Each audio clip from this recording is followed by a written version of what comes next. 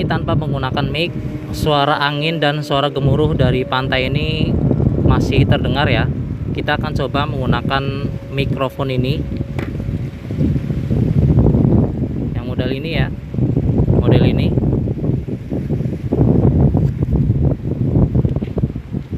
Saya akan nyalakan dulu. Nah, seperti ini. Terus saya akan tancapkan ke HP ini ya, tipe C ya.